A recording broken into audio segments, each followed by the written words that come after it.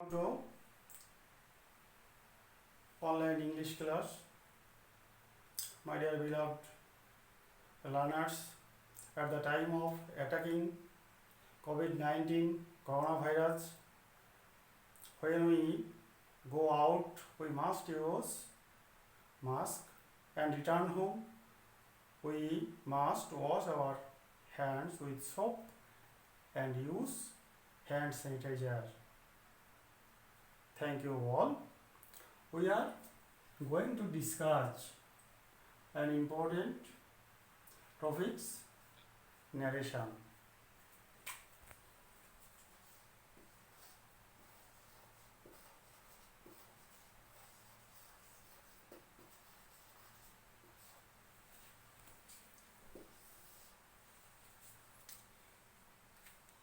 Narration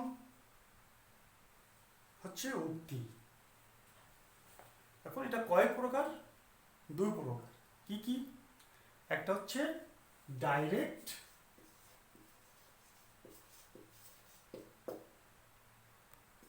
আরেকটা হচ্ছে indirect.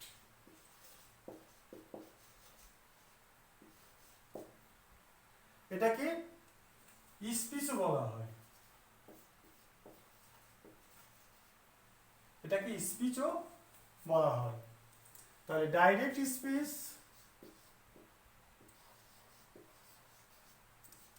and indirect speech.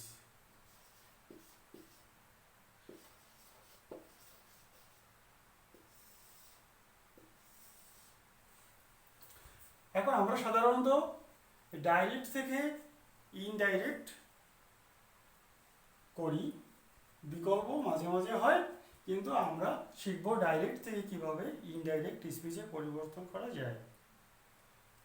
তাহলে আমরা কিভাবে এই ন্যারেশনটা করব, তার প্রথম নিয়মগুলো আমরা ফলো করব। হি says to me, you are a student. Student, look at the board.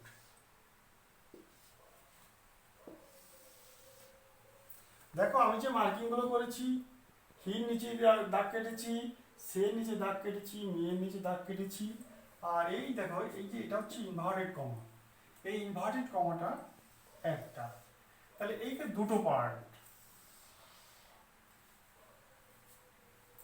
দেখো এখানে ভাগ করা হয়েছে কি কি? হি সেজ মি, আর এখানে ইউ আর স্টুডেন্ট, এটা হচ্ছে স্টেটমেন্ট।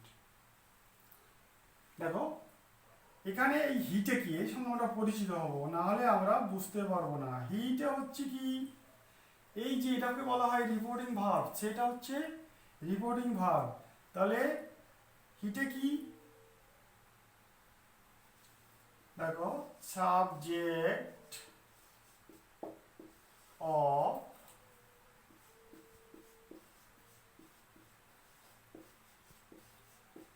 রিপোর্টিং ভার্ব, সেটা কি একটু আগে বলেছি রিপোর্টিং ভার্ব।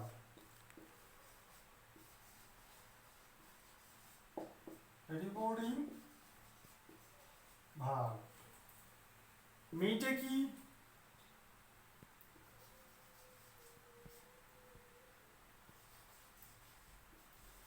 অবজেক্ট অফ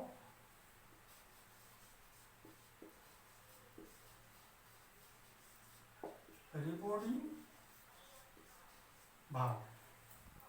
তাহলে দেখা গেছে কি, হিটা কি পরিচয় পেলাম, হিটা হচ্ছে কি সাবজেক্ট অফ রিপোর্টিং ভার্ব। তারপরে কি, সেটা কি রিপোর্টিং ভার্ব। মিটে কি, এই যে এখানে মিটা আছে, মিটা হচ্ছে কি এই যে ভার্বটা, এই ভার্বের অবজেক্ট, অর্থাৎ কি না অবজেক্ট অফ রিপোর্টিং ভার্ব। আর এখানে দেখো দেওয়া আছে যে you are a student, you are a student, এটা কি এই ইনভার্টেড কমার মধ্যে আছে, কি ইউ আর এ স্টুডেন্ট, এইটাকে কি বলে? এটা হচ্ছে রিপোর্টেড স্পিচ, রিপোর্টেড স্টুডেন্ট। তাহলে আমরা এই যে ডাইরেক্ট ন্যারেশনে যেটা দেওয়া আছে এটার থেকে আমরা কি কি পেলাম? প্রথমে পেয়েছি রিপোর্টিং ভার্বের সাবজেক্ট, তারপরে পেয়েছি রিপোর্টিং ভার্ব, তারপর পেয়েছি রিপোর্টিং ভার্বের অবজেক্ট, এবং পেয়েছি কি রিপোর্টেড স্পিচ। এখন আমরা যদি ডাইরেক্ট থেকে ইনডাইরেক্টে ন্যারেশন করতে যাই তখন আমরা কিভাবে করব? স্টুডেন্ট, প্রথমে একটা বাক্য দেখেই বলতে হবে যে এটা কোন বাক্য। সেই বাক্যগুলো আমরা আমাদের পিছনে ফিরে যেতে হবে সেন্টেন্সের মধ্যে। এখন সেন্টেন্স আছে কয়টা? সেন্টেন্স কয় প্রকার? আমরা জানি 5 প্রকার, সাধারণত 5 প্রকার। তাহলে কি? Assertive, interrogative, imperative, objective, exclamatory. তাহলে আমরা এটাকে কোন বাক্য পেয়েছি? আমরা এটাকে বাক্যটা পেয়েছি অ্যাসার্টিভ সেন্টেন্সের বাক্য। তাহলে অ্যাসার্টিভ সেন্টেন্স থেকে যখন এই ন্যারেশন করা হবে তখন আমরা কিভাবে করব? এক এক পর্যায়ে আমরা এগোবো। প্রথমে কি? প্রথমে দেখতে হবে কি যে সেন্টেন্স, এটা কোন সেন্টেন্স? Assertive sentence. তাহলে অ্যাসার্টিভ সেন্টেন্সের ডাইরেক্ট থেকে ইনডাইরেক্ট ন্যারেশন করতে হলে প্রথমে কি করতে হবে? অর্থাৎ প্রথমে আমরা চলে যাব রিপোর্টিং ভার্বের কাছে। রিপোর্টিং ভার্ব কি আছে? শেষ। অর্থাৎ এখানে আর ভার্বের কোনো পরিবর্তন হবে না। তাহলে আমরা কি লিখতে পারি? দেখো, হি, আমরা এখানে পরিবর্তন করতে পারি, টেলসও লিখতে পারি, কোনো অসুবিধা নাই। TELLS, tells. কারণ সাধারণত দেখা যায় যে অবজেক্ট যদি থাকে তাহলে আমরা সাধারণত টেল দিয়ে পরিবর্তন করি। তাহলে টেলস মি। এবার লক্ষ্য করো যে এই যে ইনভার্টেড কমা, এই ইনভার্টেড কমা উঠে গিয়ে অ্যাসার্টিভ সেন্টেন্সে কি হয়? আমরা কনজাংশন কি ব্যবহার করব? দ্যাট। তাহলে he tells me that. Student, be careful. You কোন পারসন? Second person. তাহলে সেকেন্ড পারসন যখন থাকবে তখন সে কার সঙ্গে পরিবর্তন হবে? Must be object of reporting verb, me এর সঙ্গে পরিবর্তন হবে। তাহলে এখানে ইউ আছে, তাহলে মি এর সাবজেক্টিভ ফর্ম কি? এখানে আছে সাবজেক্টের ফর্ম, তাহলে মি এর সাবজেক্টিভ ফর্ম কি? I. Student, be careful.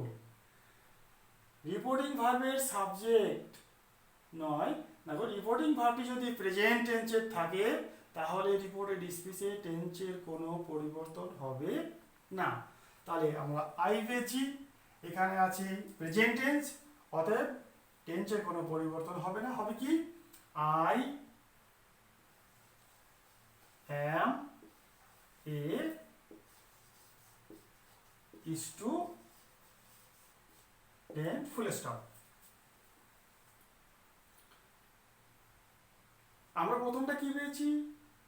Present tense. Reporting ভার্বটি যদি প্রেজেন্ট টেন্সে থাকে তাহলে রিপোর্টেড স্পিচে টেন্সের কোনো পরিবর্তন হয় না। এবার লক্ষ্য করো, হি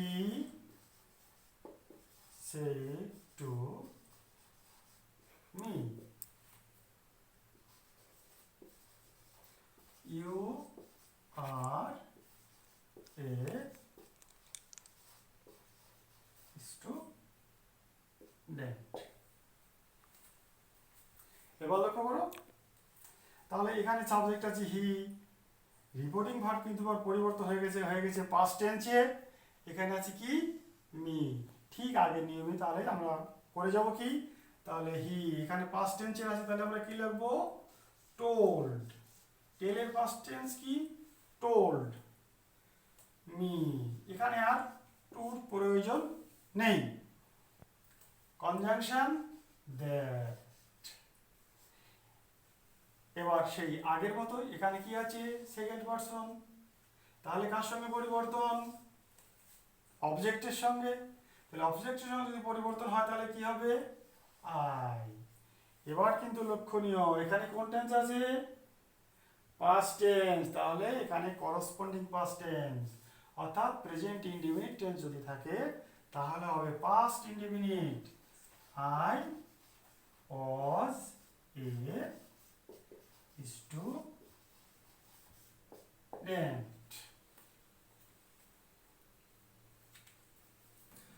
আমরা অ্যানাদার একটা example Dev.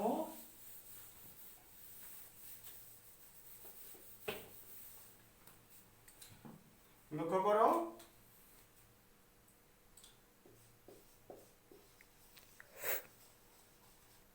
Rahim said to Kamal, I was ill.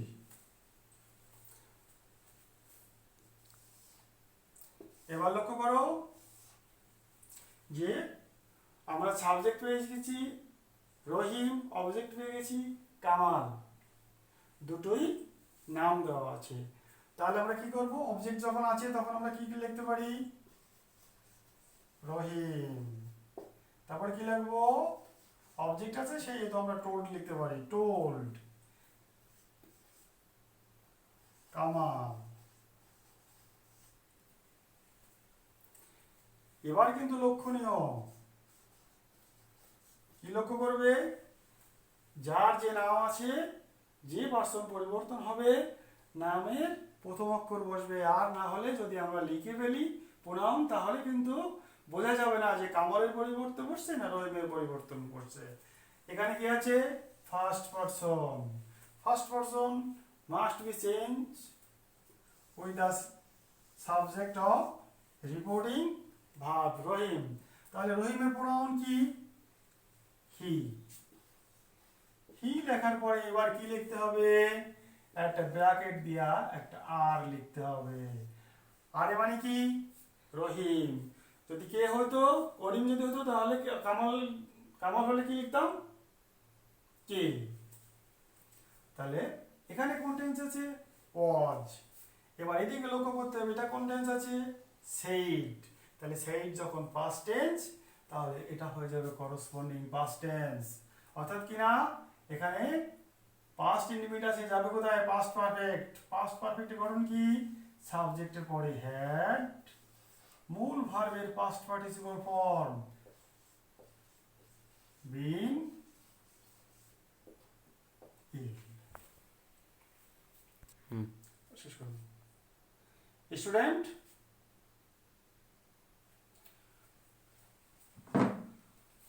we are ending here. Next class we discuss assertive sentence.